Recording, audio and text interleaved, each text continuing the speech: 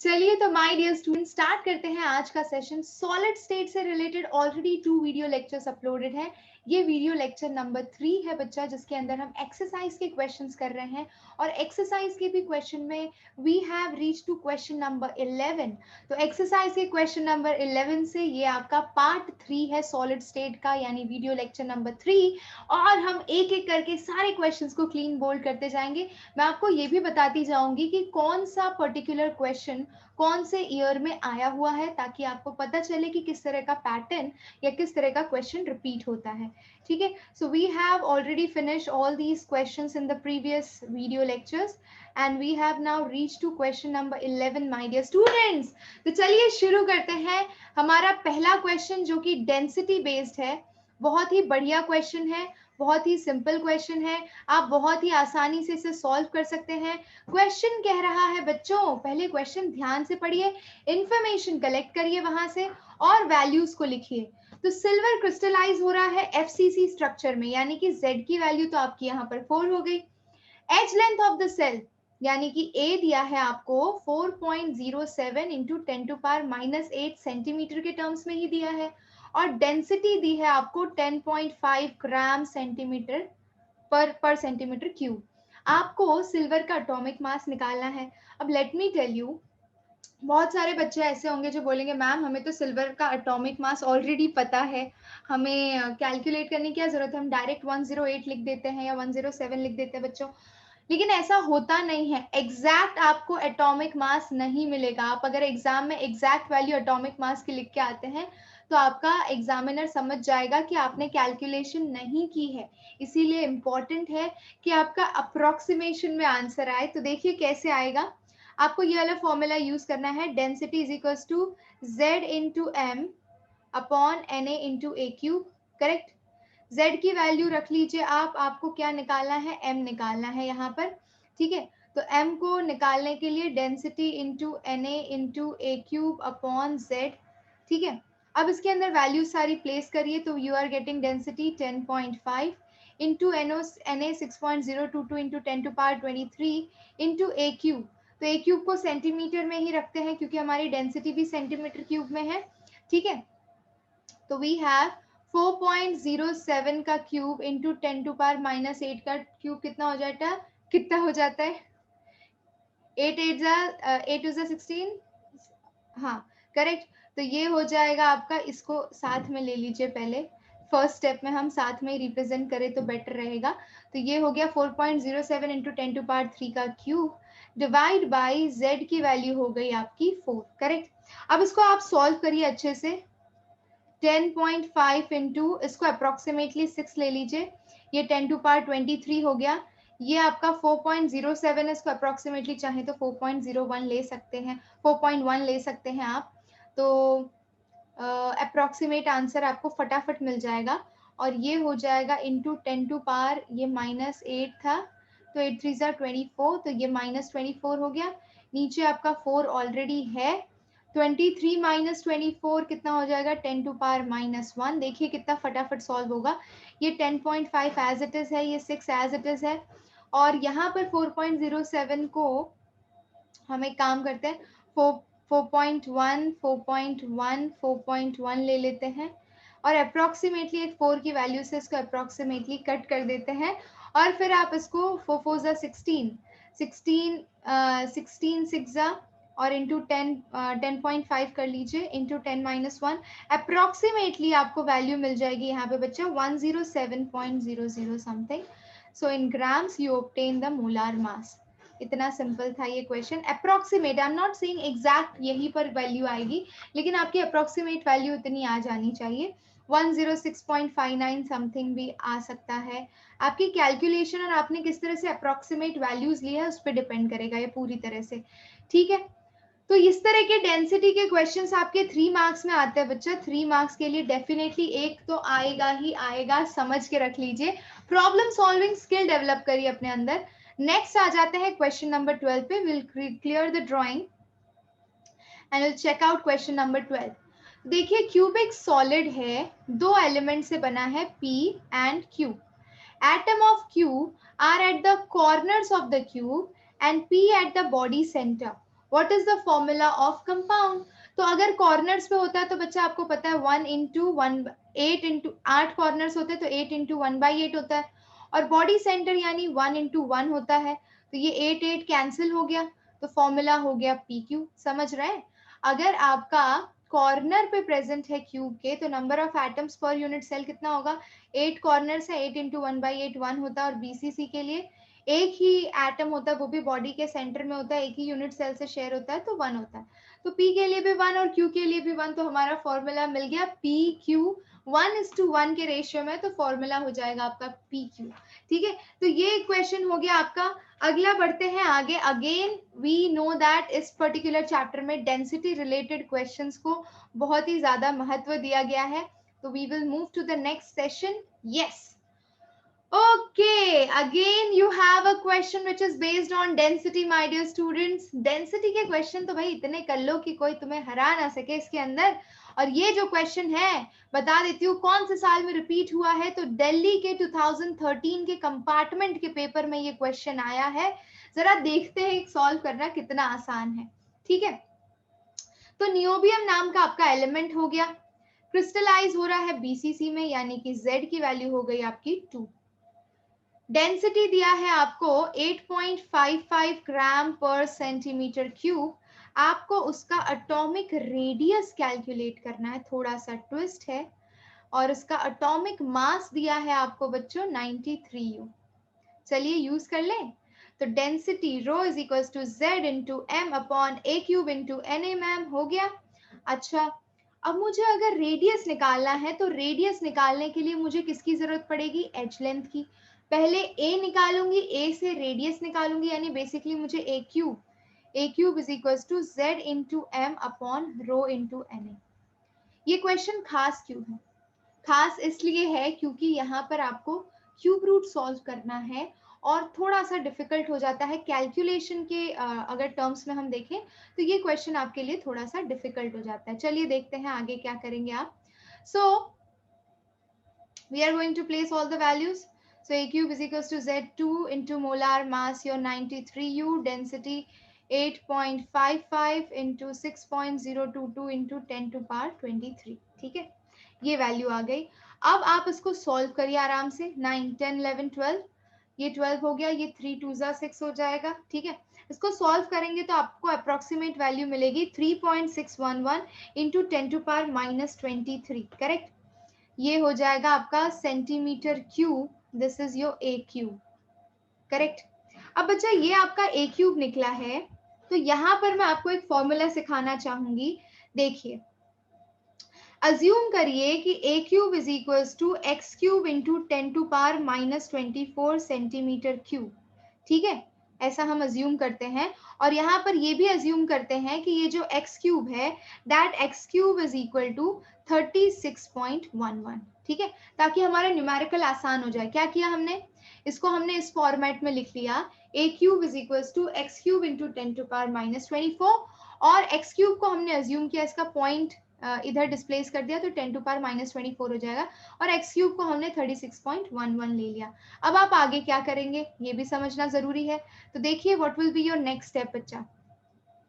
Okay, अब आपको क्या करना है, आपको अच्छे से पता है कि अब इस वैल्यू का अगर आप क्यूब रूट निकालते हैं, यानी a इज इक्वल टू यहाँ पे A cube into 10 to power -24 का आपको क्यूब रूट निकालना है। क्यूब रूट निकालेंगे तो ये वैल्यू कितनी हो जाएगी? A will be equal to, ये x है आपका। ठीक है, तो ये x हो जाएगा, x into 10 to power -8 centimetre. Correct, ये वैल्यू आ गई आपकी, है ना? अच्छा, अब x की वैल्यू आप क्या रखेंगे? तो x you are going to place at ये वाला जो x क्यूब है, तो इसका भी आपने क्यूब रूट निकाल लिया। इसका क्यूब रूट निकालेंगे बच्चों, तो इसका क्यूब रूट आपको मिलेगा 3.304 इंटू 10 टू पावर -8। ये आ गई आपकी a की वैल्यू। ठीक है, अब वंस आपकी a की वैल्यू आ गई है तो आपको नेक्स्ट स्टेप करना पड़ेगा। हम यहाँ पर इरेज करके स्पेस बना लेते हैं। मैं ज्यादा चीजें इरेज नहीं करना चाहती हूँ ताकि आपको सीक्वेंस पता चले हमने क्वेश्चन को किस तरह से सॉल्व किया है। Once you get the value of a, that too you are getting it in centimeters, So finally you can write it as A is equals to, अगर ये सेंटीमीटर में है बच्चा तो आपको पता है कि अगर आप इसे पिकोमीटर में लिखोगे तो ये कितना हो जाएगा 330.4 पिकोमीटर, करेक्ट। नहीं भी चेंज करना चाहते हो पिकोमीटर में तो नहीं चेंज करो, कोई दिक्कत नहीं है, ए की वैल्यू निकल गई आपकी। अब रिलेशन क्या होता है for BCC structure, 4r is equals to √3a होता है, या फिर आप बोल सकते हैं कि r is equals to √3a/4 होता है। मुझे r निकालना है, सो √3 इंटू a। ये पिकोमीटर में लेना है तो पिकोमीटर में लीजिए, रेडियस अगर आपको रेडियस सेंटीमीटर में निकालना है तो फिर ये वाला लीजिएगा, एनीथिंग यू कैन टेक। मैं अभी पिकोमीटर में निकाल रही हूँ तो मैं 330.4 लूंगी डिवाइड बाय 4। √3 की वैल्यू आप प्लेस कर दीजिए 1.73। जैसे ही आप प्लेस करेंगे, इसको सॉल्व करेंगे, 1.73 into 330.4 divide by 4, my dear students, you will be getting answer approximately near about 143.1 picometer, my dear students. So that is the radius for the case of niobium. समझ गए? समझे कि नहीं समझे यार? एकदम आसान क्वेश्चन था। ट्रिक कहाँ थी यहाँ पर? जो स्टेप आपको पता होना चाहिए कि ए क्यूब कैसे सॉल्व करना है, तो इसका परफेक्ट क्यूब कब पॉसिबल है, जब आप पावर को 24 कर दो, तो वो 8 3 24 होता है, तो वो परफेक्ट क्यूब हो जाएगा। तो हमने इस पॉइंट को इधर शिफ्ट कर लिया, ये डिजिट को इधर और पॉइंट को इधर शिफ्ट कर लिया, और वो 10⁻⁻24 हो गया। इसको एक्स क्यूब अज्यूम कर लिया, एक्स क्यूब है तो उसका क्यूब रूट निकाल लिया हमने, ठीक है, और इसको सॉल्व किया तो यू गेट ए के बेसिस पे आपने निकाल लिया आर। अब यहां से एक और चीज समझ में आती है कि जरूरी नहीं है आपको बीसीसी के लिए पूछे, आपको एफसीसी के लिए पूछ सकते हैं। तो आपको रेडियस और एज लेंथ के बीच में हर केस में रिलेशन याद होना चाहिए एग्जाम्स के लिए, ठीक है। That is very very very important. ये क्वेश्चन को ट्विस्ट करके, वैल्यूज चेंज करके बहुत तरीकों से पूछा जा सकता है। मेंटली प्रिपेयर्ड रहिए, तरीका बता दिया किस तरह से सॉल्व करना, now you can easily do it, I hope so. चलिए, तो स्क्रीनशॉट लेना है तो ले लीजिए, हम बढ़ेंगे आगे अगले क्वेश्चन की तरफ। तो बच्चा ये क्वेश्चन थोड़ा सा अलग है, ठीक है। अगर हम इस क्वेश्चन पर ध्यान दें तो ये क्वेश्चन वैसे तो अभी तक किसी एग्जाम में आया नहीं है, पर आने के बहुत ही बढ़िया उम्दा चांसेस हैं। सो पहले इस केस के लिए आपको डायग्राम बनाना पड़ेगा। If the radius of octahedral void is r and radius of atom in close packing is capital R, derive the relation between small r and capital R। ये देखिए, ठीक है, ये मैंने पहले तो क्यूब बना लिया, क्यूब थोड़ा छोटा कर लेते हैं बच्चों, नहीं तो दिक्कत हो जाएगी, ठीक है। Again we will make this cube, so like this, okay. अब देखिए इसके अंदर हमें स्पीयर्स बनाने पड़ेंगे, तो मैं स्पीयर्स रेड कलर के ले लेती हूँ, ठीक है। पहला इस कॉर्नर पे बनाऊंगी, ओके, दूसरा मैं इस कॉर्नर पे बनाऊंगी, तीसरा मैं इस कॉर्नर पे बनाऊंगी, और चौथा मैं इस कॉर्नर पे बनाऊंगी। 4 स्पीयर्स बना लिया आपने इस तरह से। आपको अज्यूम करना है ये सारे स्पीयर्स कनेक्टेड हैं, ये बीच में स्पेस नहीं है, इस तरह से आपको बनाना है, ठीक है। अब देखिए अब आपको क्या करना है, तो मैं अब इनको कनेक्ट कर दे रही हूँ। As you can see here, this is the line, I will take another color so that it is visible. So this is your cube and ये सेंटर से इस तरह से कनेक्टेड है, करेक्ट, बहुत ही बढ़िया। इस तरह से आपको डायग्राम बनाना है। अब बच्चा यहाँ पे सेंटर में एक वॉइड यानी कि स्पेस रह जा रही है, तो उस सेंटर में भी हम एक स्पीयर बना देंगे। ओहो हो, स्पीयर बनाना है बच्चा, स्पीयर बनाना है आपको, ठीक है। ये लीजिए, सेंटर में भी एक स्पीयर बना दिया मैंने। अच्छा, अब मैं इस सेंटर में से अगर एक डायगोनल पास करती हूँ, ठीक है, I will make a diagonal from this side here to here, ठीक है। ये डायगोनल बना दिया मैंने। डायगोनल बनाते ही आपको पता है कि radius of octahedral void is r, है ना, यही लिखा है क्वेश्चन के अंदर। ऑक्टाहेड्रल वॉइड का रेडियस r है, radius of atom in close packing is r। तो हम देख लेते हैं कि क्लोज पैकिंग वाला तो ये स्पीयर है, ये स्पीयर है, ये स्पीयर और ये स्पीयर है, तो ये कैपिटल R हो गया, ये भी कैपिटल R हो गया, और ये ऑक्टाहेड्रल वॉइड का radius small r and small r हो गया। समझ गए, ठीक है। इसको ले लेते हैं हम A, इसको ले लेते हैं हम C, इसको ले लेते हैं B, और इसको ले लेते हैं D। ये हो गया आपका पूरी तरह से डायग्राम रेडी, ओके। चलिए अभी देखते हैं, अगर मैं पाइथागोरस थ्योरम लगाऊं my dear students, let's apply Pythagoras theorem इस तरह से डायग्राम बनाने के बाद, so you will get AC square is equals to AB square plus BC square. ठीक है, ये तो हमें पता है। अब AC स्क्वायर को आप क्या लिख सकते हैं बच्चों? तो AC स्क्वायर को लिख सकते हैं 2 times capital R plus 2 times small r। तो 2 कॉमन ले लेते हैं, capital R plus small r, इस तरह से लिख सकते हैं आप। ठीक है, और हमारा जो क्यूब है उसकी ये जो एज लेंथ है उसको हमने A रखा है। ठीक है, तो इसको A ले लेते हैं, तो A square plus A square. Correct, यहां तक भी समझ में आ गया। तो हमारे पास रिलेशन क्या आया?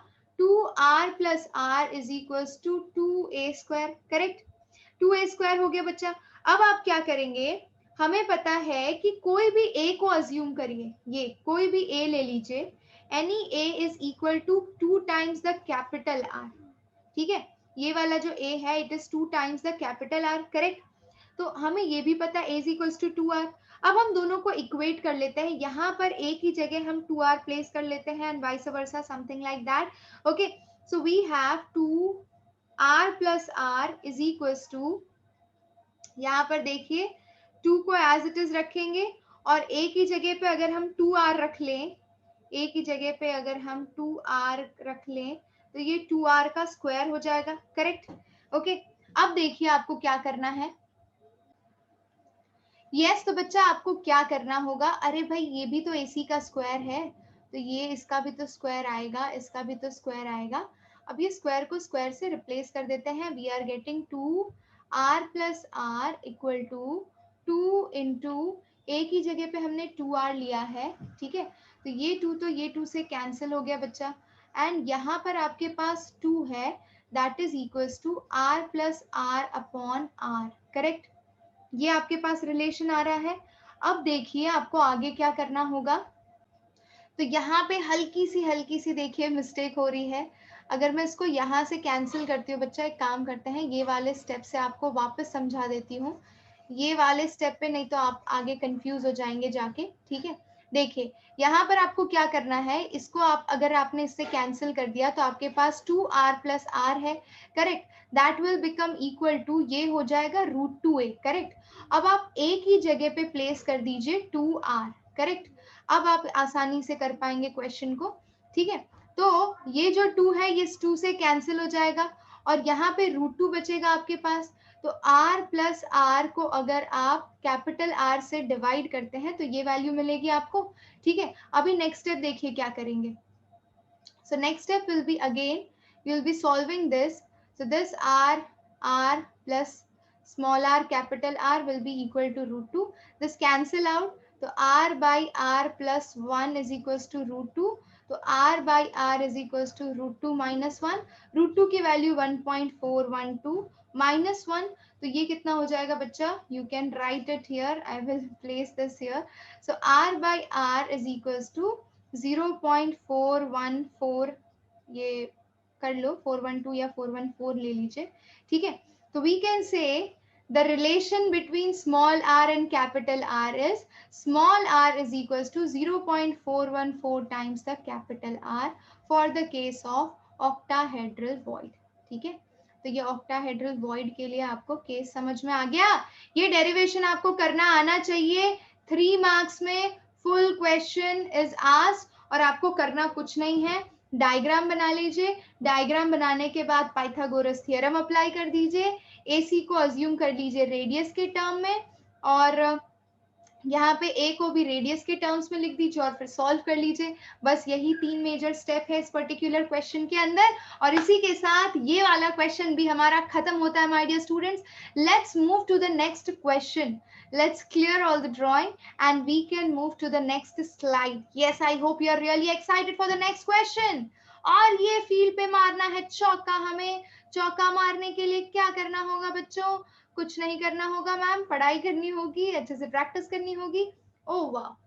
Again, now this question is based on density. Again, we have to use the same method of solving the density questions. बच्चा क्वेश्चन क्या पूछ रहा है कि आपका जो कॉपर है वो FCC में क्रिस्टलाइज हो रहा है। ठीक है, तो अगर आपका FCC क्रिस्टलाइज हो रहा है तो इसका Z की वैल्यू कितनी हो जाएगी आपकी? 4।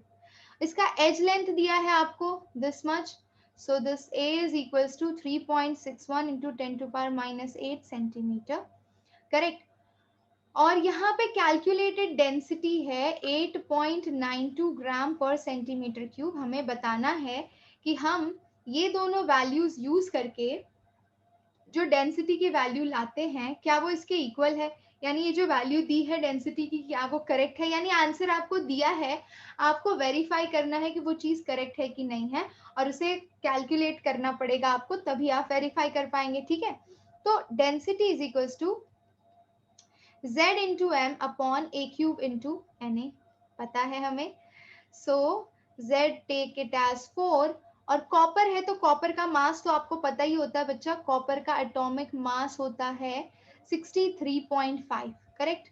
तो इसको प्लेस कर दीजिए यहाँ पर 63.5 अपॉन ए क्यूब में 3.61 इंटू 10⁻⁻8 का क्यूब ले लीजिए, और Na 6.022 into 10⁻23। Now you have to solve this, ठीक है। पूरा आप सॉल्व करेंगे तो आपको डेंसिटी यहाँ पर मिल जाएगी बच्चा 4 इंटू 63.5, ये अप्रोक्सीमेटली आ जाएगा आपका 8.96 समथिंग, ठीक है। सो वी कैन से ये जो 8.96 वैल्यू आएगी हमारी ग्राम पर सेंटीमीटर क्यूब की, it is approximately equal to the given value, ठीक है। yes, so they are approximately equal यानी करेक्ट वैल्यू दी है, we can take it as a correct value, ठीक है। तो ये हो गया क्वेश्चन नंबर 1.15 भी सॉल्व। यार क्या रखा है जिंदगी में, ऐसे ही क्वेश्चंस करते रहो, आगे बढ़ते रहो, अभी भी 4 महीने का टाइम है, आप अभी भी आपके पास टाइम है अच्छे से प्रैक्टिस करने का, आप आराम से इस तरह के क्वेश्चंस को, आप तो मुझे लगता नहीं है कि भाई स्नैप स्टाइल में जिस तरह से हमने ये फटाफट कंप्लीट किया है डेंसिटी के क्वेश्चन, किसी भी बच्चे को डेंसिटी के क्वेश्चंस में कोई क्वेरी नहीं होनी चाहिए। चलिए अब बढ़ते हैं क्वेश्चन नंबर 16 की तरफ। Oh wow, now this question is something different. Okay, so nickel oxide का आपको फॉर्मूला दिया है, What fraction of nickel exists as Ni+2 and Ni+3 ions? अब इस तरह के क्वेश्चंस को सॉल्व करने के लिए आपको एक पैटर्न फॉलो करना है, वो पैटर्न मैं सिखा देती हूँ आपको, ठीक है। यहाँ पे गिवन फॉर्मूला क्या है, Ni 0.98 एंड ऑक्सीजन 1.00, करेक्ट बच्चा। अब हम एक काम करते हैं, हमें बताना है इसमें ये वाले निकल में Ni2+ कितना और Ni3+ कितना है। तो लेट यानी अज्यूम करते हैं, let Ni in +2 state is equal to X. तो Ni in +3 state will be, इसको हम अज्यूम करते हैं, अगर 100% के टर्म्स में लेते हैं तो ये 98 होगा और ये 100 होगा, ठीक है। तो Ni+3 को हम अज्यूम करते हैं, वैसे भी ले सकते हो, कैलकुलेशन इजी हो जाएगी, पॉइंट्स में भी ले सकते हो। अगर मैं पॉइंट्स में लेती हूँ तो कैसे लिखूंगी, Ni+3 0.98 minus X, correct. Total quantity इतनी है, अगर +2 में x है तो +3 0.98 माइनस x होगा, समझ रहे हो, जो इसका बचेगा वही तो Ni+3 होगा। ओके, अब आपको नेक्स्ट स्टेप क्या करना है, आपको दोनों ही केसेस को उसके चार्जेस से मल्टीप्लाई करना है। तो सबसे पहले मैं Ni+2 का लिखती हूँ, तो इसका चार्ज कितना है 2, इसकी क्वांटिटी कितनी है x, प्लस Ni+3 को देखिए, इसका चार्ज कितना है 3, क्वांटिटी कितनी है 0.98 माइनस x, इक्वल टू, अब देखिए आप ऑक्सीजन को, ठीक है, ऑक्सीजन के ऊपर चार्ज कितना होता है -2, करेक्ट। तो हम 2 ले लेते हैं, और क्वांटिटी कितनी है 1.00, करेक्ट। अब आप इसको सॉल्व करिए, तो यू आर गेटिंग 2x, ठीक है, 2x प्लस 8 3 24 28 29, ठीक है। तो ये 2.94 आ गया, 2.94 minus 3x equal to 2, correct. अब आप इसे सॉल्व कर लीजिए, तो 2x minus 3x minus x that is equals to 2 minus 2.94, ठीक है। तो ये minus x will be equal to minus 0.94, यानी x equal to what you are getting बच्चा, x equal to you are getting 1 minute टिडिंग, ये देखिए, तो x इज इक्वल टू 0.94 है, तो ये क्वांटिटी हो गई आपकी Ni+2 की। अब Ni+3 की क्वांटिटी कितनी है, तो 0.98 minus 0.94 that will be equal to 0.04, correct? समझ गए ना? ओके, सो 0.04 आ गई। ओके, अब इनका परसेंटेज निकाल लीजिए, परसेंटेज ऑफ Na+2 कैसे निकालेंगे? तो इसकी जितनी क्वांटिटी है, इसकी क्वांटिटी कितनी है? 0.94। टोटल निकल कितना है? 0.98 इंटू 100 करेंगे। वैसे ही परसेंटेज ऑफ Na+3 निकालेंगे, तो ये हो जाएगा आपका 0.04 डिवाइड बाई 0.98 इंटू 100। या फिर किसी एक का निकाल लीजिए। ऊपर वाले का अगर आप सॉल्व करेंगे तो आपको नियरली 96% मिलेगा ऊपर वाला। अगर आपका ऊपर वाला 96% आता है बच्चा, तो नीचे वाला कितना होगा? 100 माइनस 96%, यानी कि आपका 4% आंसर आ जाएगा। सिंपल। तो इस तरह के क्वेश्चन ऐसे सॉल्व करने हैं। ऐसा सेम क्वेश्चन आपको आयन के ऊपर भी पूछ सकते हैं। यहाँ पे आयन, निकल की जगह आयन हो सकता है, और सेम क्वांटिटी 0.98 हो सकता है, 0.97 हो सकता है, एंड यहाँ पे ऑक्सीजन हो सकता है। और फिर आपको पूछा हो कि Fe+2 और Fe+3 कितनी कितनी क्वांटिटी में उसके अंदर प्रेजेंट है। ठीक है, तो ये एक पैटर्न का क्वेश्चन हो गया। अब आपको दो चीजें समझ में आ रही होंगी। सॉलिड स्टेट में किस तरह के क्वेश्चंस आते हैं? डेंसिटी बेस्ड क्वेश्चन आता है, ठीक है। फिर दूसरा ये इस तरह का परसेंटेज वाला क्वेश्चन आता है। पैकिंग एफिशिएंसी पे क्वेश्चन आ सकता है। और अगर आपने पीक्यू टाइप लाइक अरेंजमेंट दिया हो, सीसीपी एचसीपी, ये कॉर्नर्स पे अरेंज्ड है, ये बॉडी सेंटर पे अरेंज है, तो उसका फॉर्मूला क्या होगा?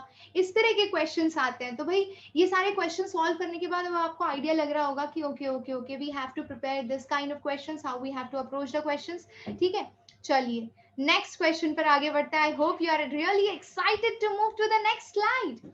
Okay, so we have what is a semiconductor. Again, now this type of question when you are taking, it is not included in syllabus right now. What is semiconductor? Describe the two main type of semiconductor and contrast their conduction mechanism. So भाई ये case के लिए आपको क्या करना पड़ेगा? Yes, तो बच्चा सेमीकंडक्टर्स को आपको डिफाइन कर लेना है। सिंपल है, ऐसे सब्सटेंस जिनका जो कंडक्टेंस होता है वो कंडक्टर्स और इंसुलेटर के बीच में होता है, उन्हें हम सेमीकंडक्टर्स बोलते हैं। उनका रेंज लिख लीजिए कंडक्टेंस का, 10⁻⁻6 टू 10⁻⁴। ठीक है। Describe two main types of semiconductors, तो हम पढ़ने वाले हैं N type semiconductor. N type semiconductor में electrons are in excess, correct, and P type semiconductor, तो पी टाइप सेमीकंडक्टर के अंदर इलेक्ट्रॉन वैकेंसी या फिर हम उन्हें बोल सकते हैं होल्स आर इन एक्सिस। ठीक है, तो ये दोनों टाइप्स हो गए। अब इसमें पूछा है describe the two main types of semiconductors and contrast their conduction mechanism. तो पहले शुरू करते हैं हम एन टाइप सेमीकंडक्टर से बच्चों। ठीक है, एन टाइप सेमीकंडक्टर्स कब बनते हैं? जब आप उसे, यानी किसी ग्रुप 14 के एलिमेंट को आप ग्रुप 15 के एलिमेंट से डोप करते हो। So group 14 element is doped with group 15 element. ठीक है, अब ग्रुप 15 एलिमेंट में हमारे पास कौन कौन है? Let's take phosphorus. ठीक है, अब यहाँ पे मैं सेंटर में लिखने जा रही हूँ, we are going to take silicon. ठीक है, सिलिकन मैक्सिमम कितने बॉन्ड्स बनाता है बच्चा? 1 2 3 एंड 4, 4 बॉन्ड बनाता है। ठीक है, यहाँ पे सेंटर में हमने फॉस्फोरस प्लेस कर दिया और इधर फिर से सिलिकन प्लेस किया है। ध्यान से देखिएगा, मैं फॉस्फोरस के इलेक्ट्रॉन बनाने जा रही हूँ। So we have 1 2 3 4। Actually phosphorus के पास 5 इलेक्ट्रॉन होते हैं, करेक्ट। अच्छा, अगर ये चारों तरफ से सिलिकन से कनेक्टेड है तो ये 4 सिलिकन के साथ बॉन्ड बना सकता है। ठीक है, ये 4 सिलिकन के साथ एक इधर से, एक इधर से, एक इधर से बॉन्ड बना लिया और एक इधर से बॉन्ड बना लिया। ठीक है, तो ये 4 सिलिकन्स के साथ तो बॉन्ड बना ले रहा है, लेकिन इन शॉर्ट ये जो मैं रिप्रेजेंटेशन कर रही हूँ एन टाइप सेमीकंडक्टर का कर रही हूँ, और ये जो फॉस्फोरस से आपने डोपिंग की है ग्रुप 15 के एलिमेंट से, ये क्या कर रहा है? ये सिलिकन के साथ 4 बॉन्ड बना ले रहा है, लेकिन as you can see this yellow colour electron, this is one extra electron, correct. और ये एक्स्ट्रा इलेक्ट्रॉन है तो बच्चा इलेक्ट्रिक फील्ड की प्रेजेंस में मान लीजिए ये नेगेटिवली चार्ज प्लेट है और ये पॉजिटिवली चार्ज प्लेट है, तो इस फ्री इलेक्ट्रॉन की वजह से, इस फ्री मोबाइल इलेक्ट्रॉन की वजह से इनकी कंडक्टिविटी बढ़ जाती है। जितना ज्यादा आपने ग्रुप 15 के एलिमेंट से डोप किया होगा उतने ऐसे फ्री इलेक्ट्रॉन्स होंगे और वो इलेक्ट्रॉन्स फिर किसकी तरफ मूव करेंगे बच्चा? ये जो इलेक्ट्रॉन है ये पॉजिटिव प्लेट की तरफ मूव करेंगे और इलेक्ट्रॉन की फ्लो की वजह से क्या जनरेट होगी? कंडक्टिविटी। तो इनकी कंडक्टिविटी इंक्रीज हो जाएगी। तो एन टाइप सेमीकंडक्टर की कंडक्टिविटी क्यों बढ़ जाती है? क्योंकि ग्रुप 15 के एलिमेंट के पास एक नॉन बॉन्डेड इलेक्ट्रॉन होता है जिसके फ्री मोबाइल मूवमेंट की वजह से इलेक्ट्रिसिटी कंडक्शन होता है। तो ये हो गया इसका मैकेनिज्म। एन टाइप सेमीकंडक्टर का बहुत ही आसान, बहुत ही सिंपल था। अब हम आगे बढ़ते हैं। We would love to mention here p-type semiconductor also. हाँ जी, तो अब हम देखेंगे पी टाइप सेमीकंडक्टर। बच्चा पी टाइप सेमीकंडक्टर को अगर आपको देखना है तो इसके लिए अगेन ये बढ़िया सा डायग्राम बनाया है मैंने, ध्यान से देखिएगा क्या होता है इसके अंदर। पी टाइप सेमीकंडक्टर के लिए हम जब भी डोपिंग करते हैं तो हम ग्रुप 14 के एलिमेंट के साथ ग्रुप 13 के एलिमेंट की डोपिंग करते हैं। अब ग्रुप 13 में कौन आता है? बाल गंगाधर इन थाईलैंड, बैंगन आलू गाजर इन थाली, बोरोन एल्यूमिनियम गैलियम। ठीक है, तो अगर मान लीजिए मैंने बोरोन से डोपिंग की, अब पहले मैं यहाँ पर आपको सिलिकॉन बना के दिखा देती हूँ, आप समझ जाओगे, बहुत ही सिंपल कॉन्सेप्ट है। ये देखिए, ये सिलिकॉन हो गया और ये मैंने बोरोन से डोपिंग की है। बोरोन के पास मैक्सिमम 3 वैलेंस इलेक्ट्रॉन्स होंगे बच्चा, ठीक है।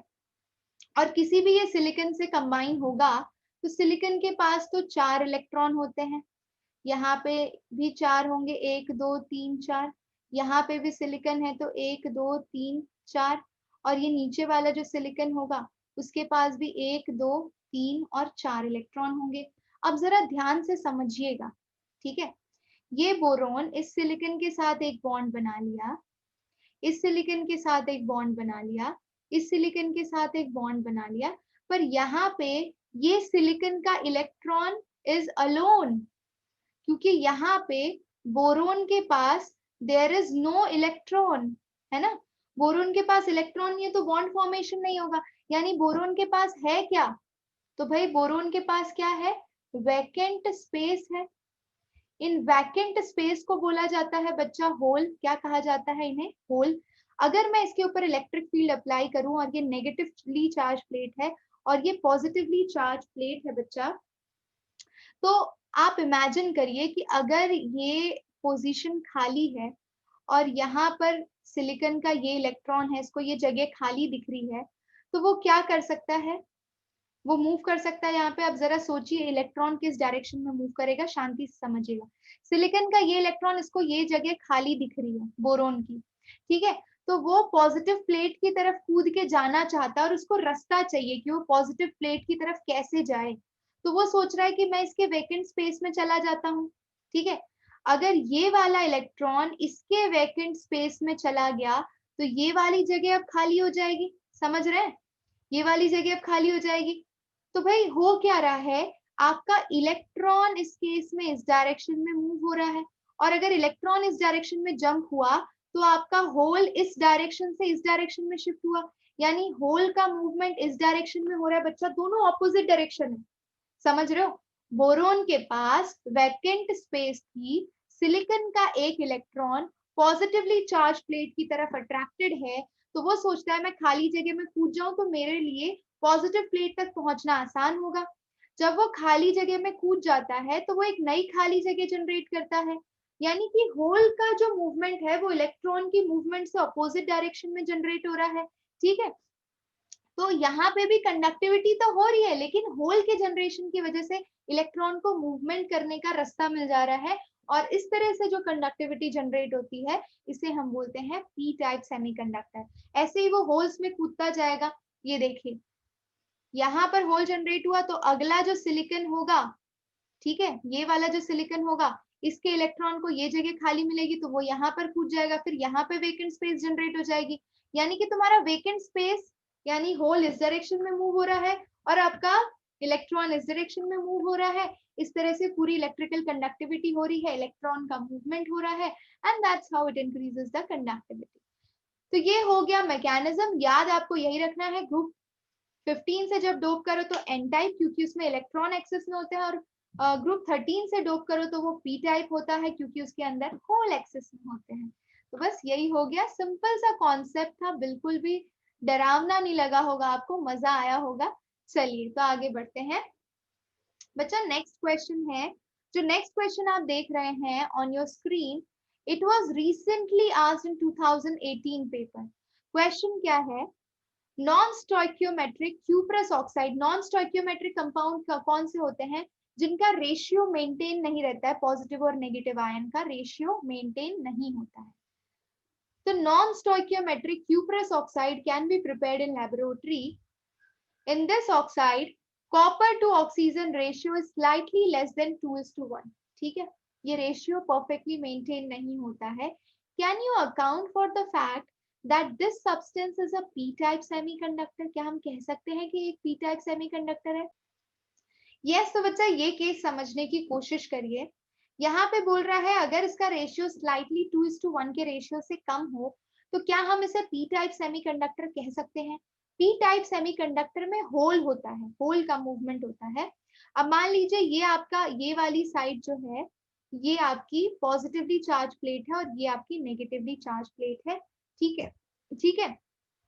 यहाँ पर ये वाला जो कॉपर है मैं इसको अज्यूम करती हूँ Cu+1 स्टेट में है, Cu+2 स्टेट में है। ठीक है, तो यहाँ पे कॉपर +1 स्टेट में भी हो सकता है, कॉपर +2 स्टेट में भी हो सकता है। फॉर्मूला के हिसाब से अगर हम जाएं तो यहाँ पर आपका Cu+1 स्टेट में है। ठीक है, तो ये देखिए, ये मान लीजिए Cu+1 स्टेट, ये Cu+1 state, Cu+1 state and Cu+1 state, correct. और बाकी ऑक्साइड है O2 minus, O2 minus, O2 minus and O2 minus. ये हो गया आपका क्रिस्टल। अगर मुझे पी टाइप सेमीकंडक्टर जनरेट करना है तो मैं एक काम कर सकती हूँ, मैं ऐसा अज्यूम कर सकती हूँ कि इसमें से एक जो Cu+1 वाला आयन है वो Cu2+ में कन्वर्ट हो चुका है। ठीक है, ऑक्सीडेशन होकर Cu+1 वाला आयन अगर Cu2+ में कन्वर्ट हो चुका है तो हमें दो Cu+1 को रिप्लेस करके एक Cu2+ रखना पड़ेगा, तब जाके चार्ज न्यूट्रल होगा। यानी कि मैं ऐसा कर सकती हूँ, ये वाले स्पेस को और ये वाले स्पेस को खाली करके +2 चार्ज तुमने हटाया। ठीक है, तो +2 चार्ज हटाया और उसके बदले में तुमने एक जगह पे Cu2+ को प्लेस कर दिया, यानी इस जगह पे मैंने Cu2+ को प्लेस कर दिया। तो ये स्पेस कैसी जनरेट हो गई बच्चा? वेकेंट। ठीक है, और वेकेंट जनरेट हुआ यानी कि ये आपका होल है, और होल जैसे ही जनरेट हुआ आप जानते हैं कि आप इलेक्ट्रॉन का मूवमेंट करवा सकते हैं।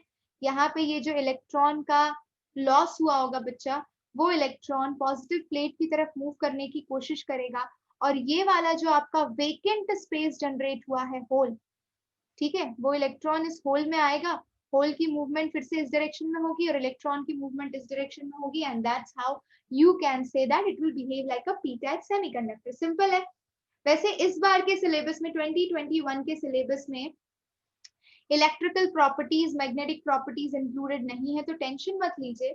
बट जो भी सब्सिक्वेंट ईयर्स में जो भी बच्चे ये देखेंगे, और कॉन्सेप्ट समझना तो बहुत जरूरी है, एनसीईआरटी का है, तो इसीलिए मैंने आपको बता दिया कि यस वो तब बिहेव करेगा जब आपका कॉपर +1 से +2 स्टेट में कन्वर्ट हो रहा है, एक स्पेस एक्स्ट्रा वेकेंट जनरेट करेगा, एक इलेक्ट्रॉन का लॉस होगा, वेकेंट स्पेस और इलेक्ट्रॉन के मूवमेंट की वजह से आप उसे पी टाइप सेमीकंडक्टर की तरह बिहेव करवा सकते हैं।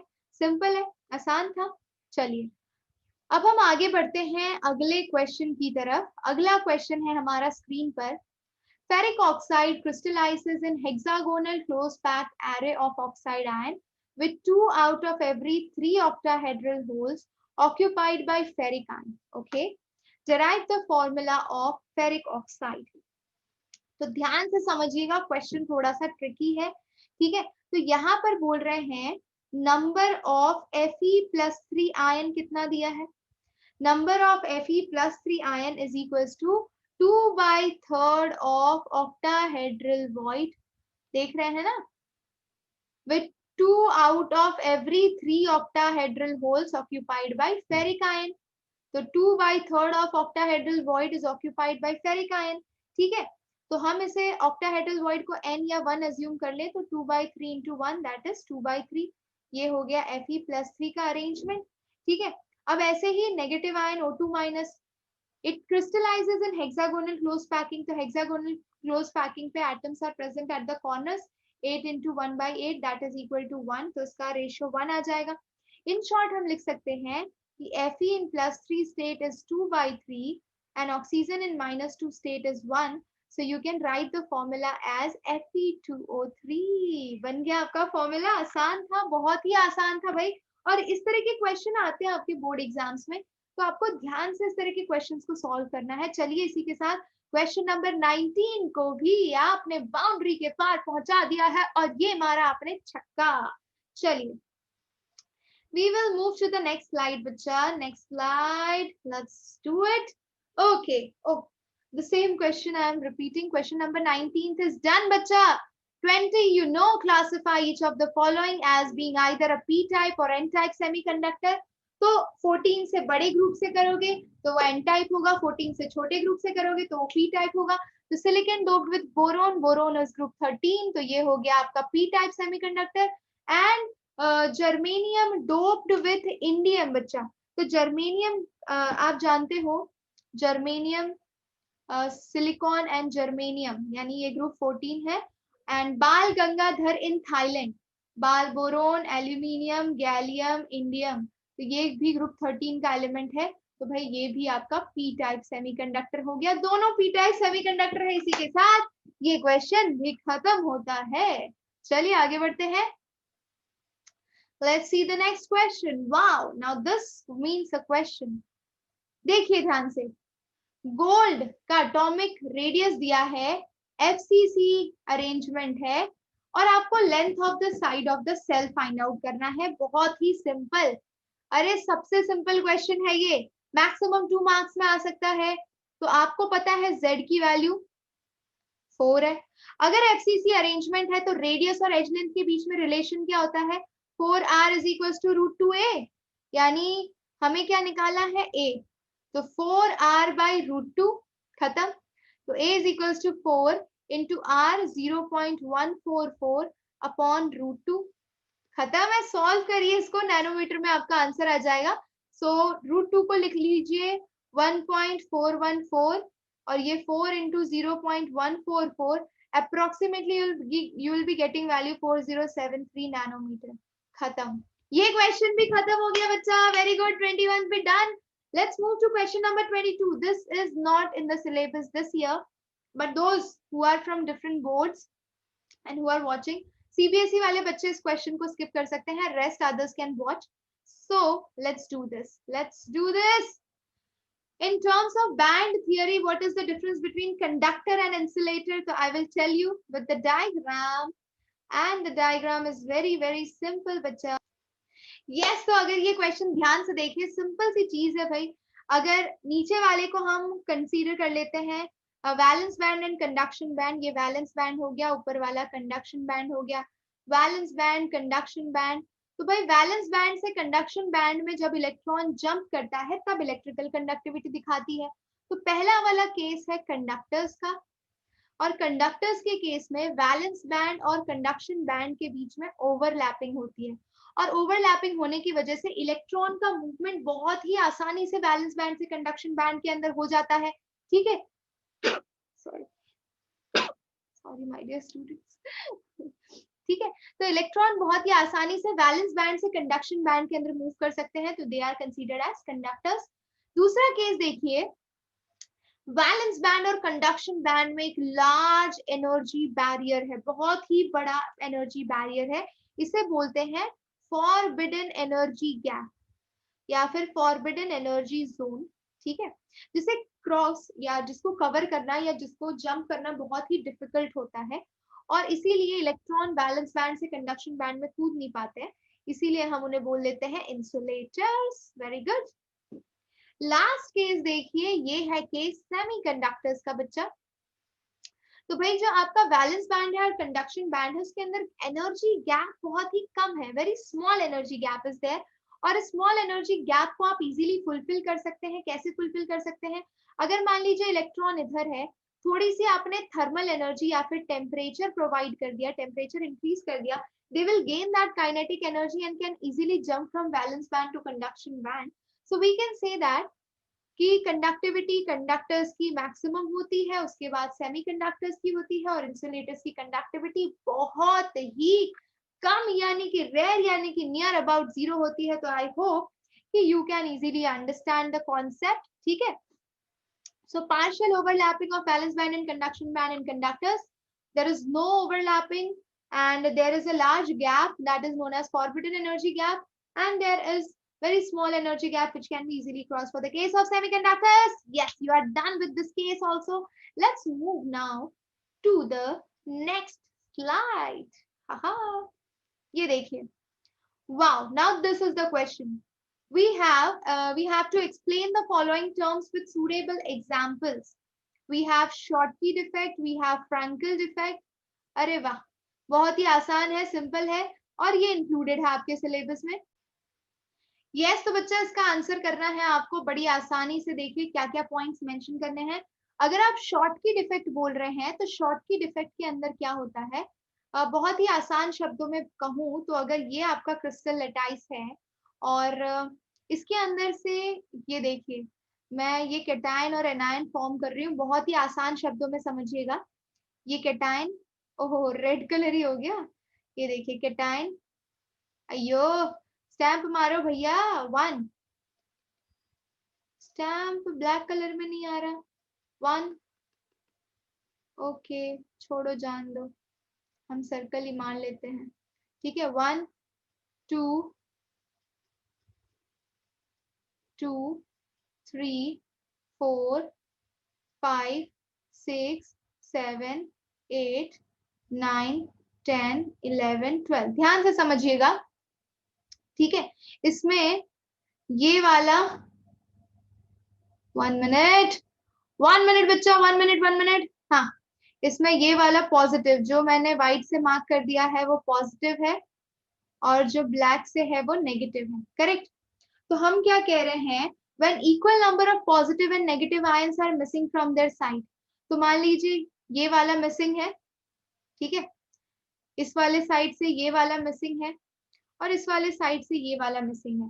So when atoms or ions is missing from its normal ion side, generating vacant sphere, equal number of cations and anions are missing in the anionic solid.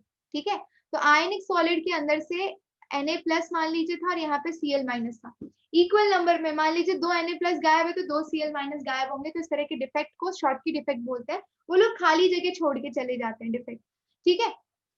तो इसका best example है NaCl.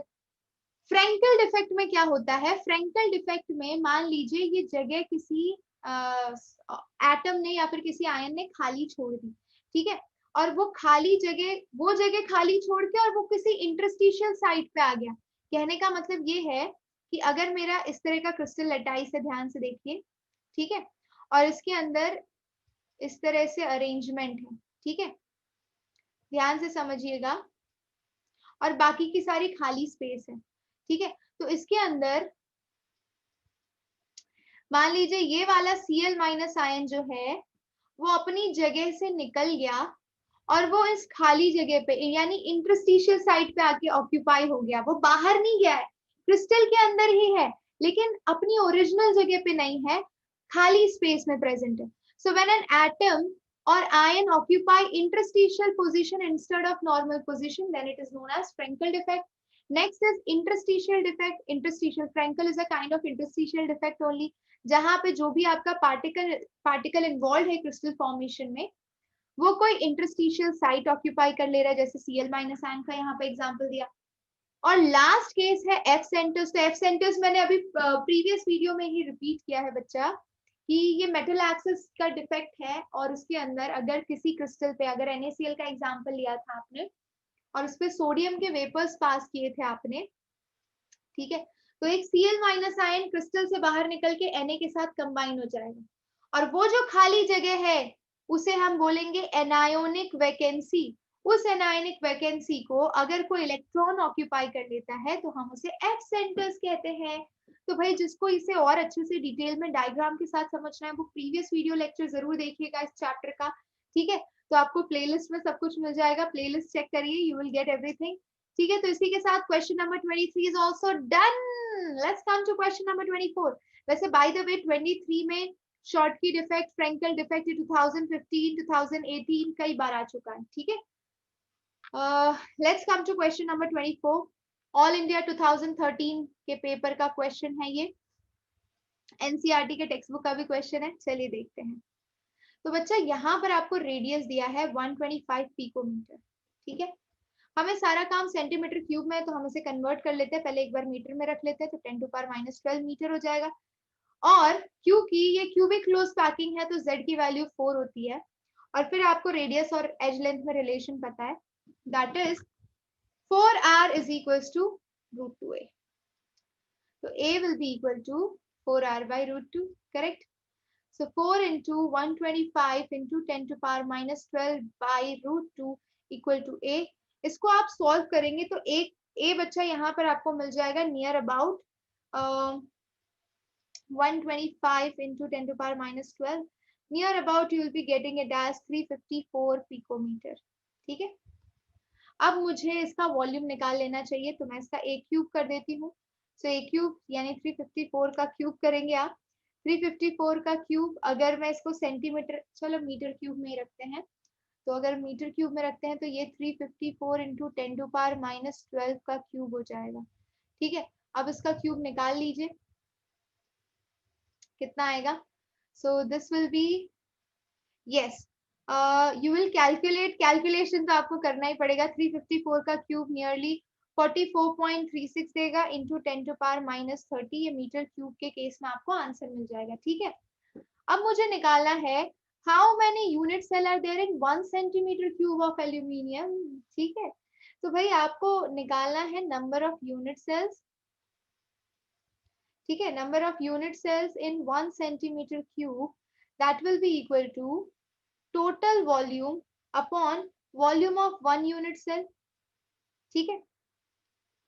तो total volume कितना है बच्चा, total volume is, yes, total volume is 10⁻⁻6, correct, 10⁻⁻6 metre cube upon volume of 1 unit cell कितना दिया है मीटर क्यूब में, देखिए ये रहा 44.36 इंटू 10⁻⁻30।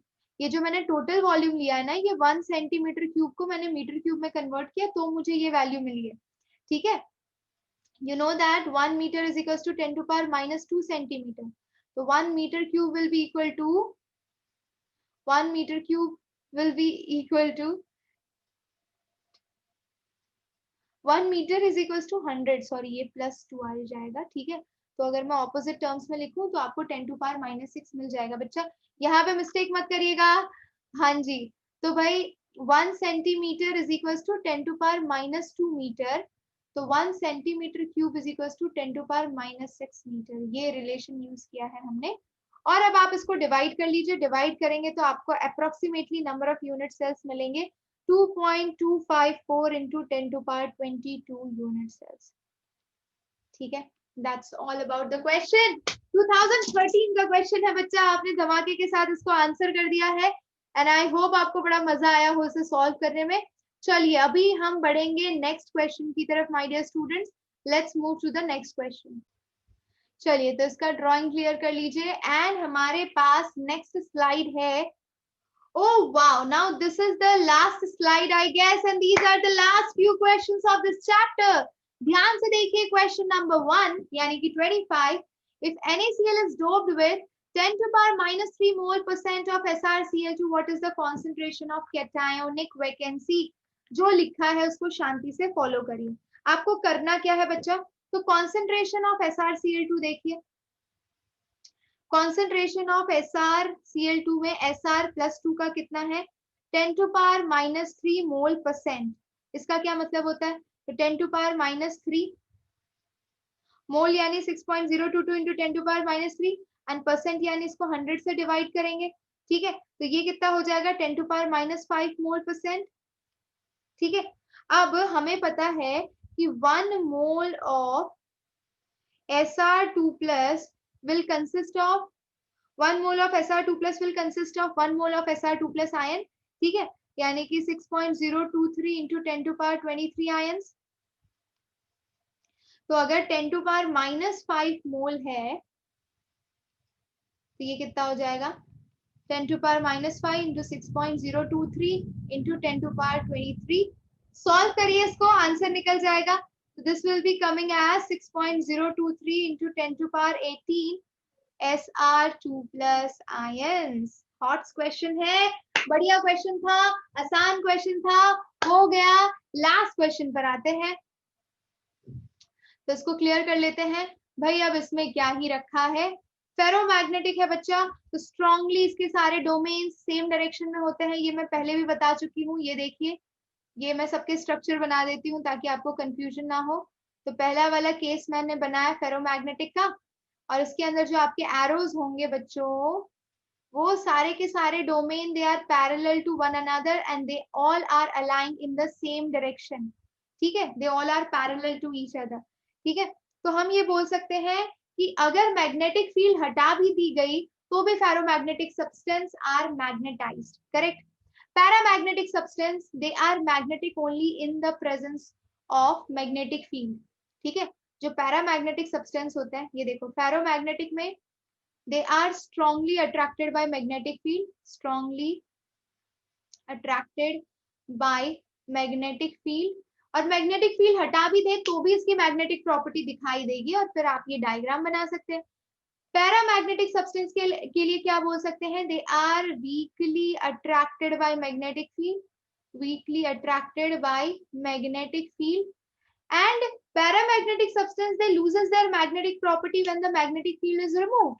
यानी मैग्नेटिक फील्ड होना इनके केस में जरूरी है, नहीं होगा तो ये मैग्नेटिक प्रॉपर्टी को लूज कर देंगे, ठीक है। तो पैरामैग्नेटिज्म हो गया। फेरीमैग्नेटिज्म अगर बात कर ले, तो फेरीमैग्नेटिज्म के अंदर magnetic domains are aligned in unequal numbers in opposite direction, ठीक है। तो अगर मैं इसके डोमेन्स बनाऊं, ठीक है, अगर मैं इनके डोमेन्स बनाऊं, they are in unequal number.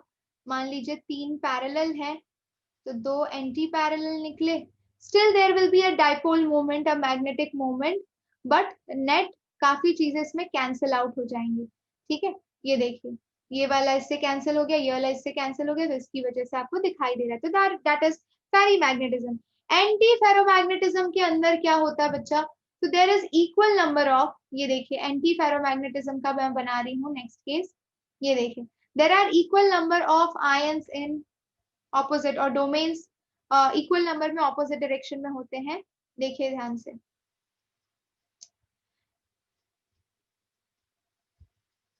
alternate बनाना है, alternate, ये देखिए, तो एक ऊपर है तो एक नीचे है, एक ऊपर है तो एक नीचे है, एक ऊपर है तो एक नीचे है, और इस तरह से आप बोल सकते हैं कि भाई इसके डोमेन्स जो है कैंसिल आउट कर लेते हैं एक दूसरे को, और ये मैग्नेटिक प्रॉपर्टी शो नहीं कर पाता है। That's all. 12, 16 and 13, 15 group compound कौन से होते हैं, जब ग्रुप 12 को ग्रुप 16 के साथ डोप किया जाए और ग्रुप 13 एलिमेंट्स को ग्रुप 15 के साथ डोप किया जाए माय डियर स्टूडेंट्स। तो इसी के साथ हमारा ये एक्सरसाइज एनसीईआरटी का सोल्यूशन सॉलिड स्टेट्स का बच्चा कंप्लीट होता है।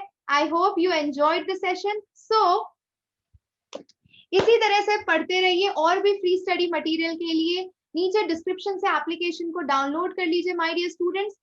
अब हम मिलेंगे नेक्स्ट क्लास में with new chapter. Till then take care, love you all, bye bye, see you.